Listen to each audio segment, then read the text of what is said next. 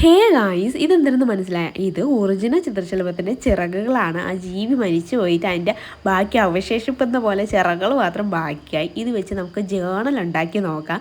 പിൻട്രസ്റ്റിൽ നിന്ന് കുറച്ച് ഐഡിയ ഒക്കെ തപ്പി എടുത്തുകൊണ്ട് വന്നിട്ടുണ്ട്. ഫസ്റ്റ് പെൻസിലിട്ടാണ് വരച്ച് തുടങ്ങാം. ശലഭത്തിൻ്റെ ആ ജീവിനെയാണ് വരച്ചെടുക്കുന്നത്. ഫസ്റ്റ് പേനായിട്ട് വരയ്ക്കുള്ള അത്രയും ധൈര്യം എനിക്ക് ഇപ്പം പോരാ.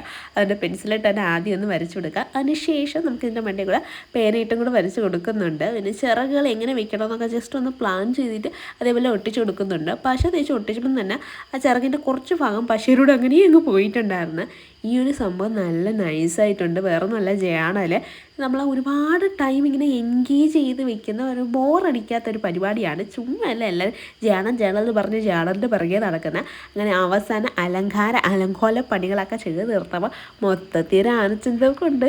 അപ്പോൾ അത്രയേ ഉള്ളൂ ഇന്നത്തെ വീഡിയോ എന്ന് പറയുന്നത്. നെക്സ്റ്റ് വീഡിയോ നല്ലൊരു കണ്ടൻ്റായിട്ട് കാണാം. അപ്പോൾ see you the next video. By.